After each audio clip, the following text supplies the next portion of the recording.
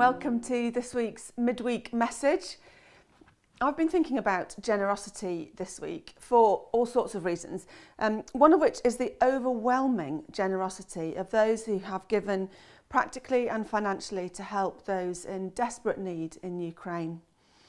At our 10:30 and 6:30 celebrations last week, we opened the doors of the auditorium wide, and I was really moved as we filled car boots and trailers with blankets, warm clothes, long-lasting food, all of which will be reaching the places where they're so desperately needed from today.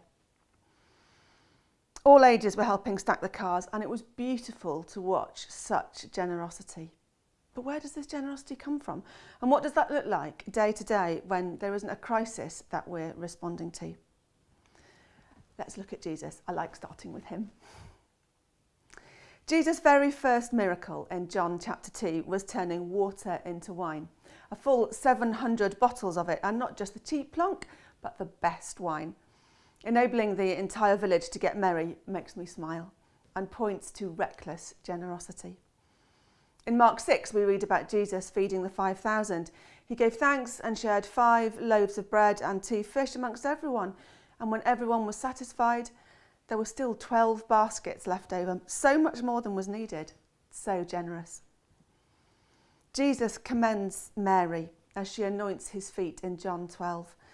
And here Mary isn't generous just with her wealth, but also with her attention, her time, even her reputation. Reckless generosity again. And the story of the widow's mite is in Mark 12, and in that story we know that Jesus doesn't care about the amount that's given. He's not totting it up in some heavenly calculator, but he's looking at what's going on in her heart. Here the widow is praised because she has put in her very life. No holding back. Reckless generosity, which is exactly what Jesus offered himself. In the ultimate act of generosity, he sacrificed his life so that we might be able to get to know God for ourselves.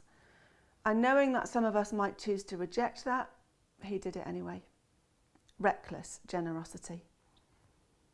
So, what about us? We're generous not because we're trying to copy Jesus. We can't be generous because we ought to, or we'll end up disillusioned and exhausted. We do it because we love. And if you think about it, we're always ready to give to those that we love. My older son was home over the weekend. Food, washing, lifts, attention, time, all freely given over the last few days. But the only reason we can love at all is because we were loved first. 1 John 4:19 says, we love because he, that's God, first loved us. If we're filled with the Holy Spirit, God himself, who is love itself, we can give of our money, our time, our energy, our very life. I'm going to read this prayer of praise by St Anselm, which captures this amazing, I want to say vicious circle, but I think really I mean virtuous circle, of responding to love, with love, and it all being enabled by love in the first place. So this is the prayer of praise by St Anselm. Lord, because you made me, I owe you the whole of my love. Because you redeemed me, I owe you the whole of my life. Because you have promised so much, I owe you my whole being.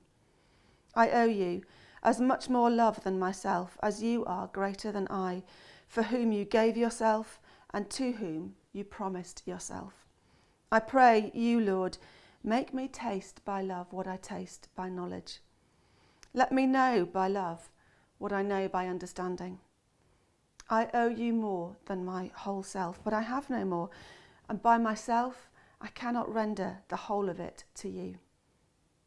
Draw me to you, Lord, in the fullness of your love. I am wholly yours by creation.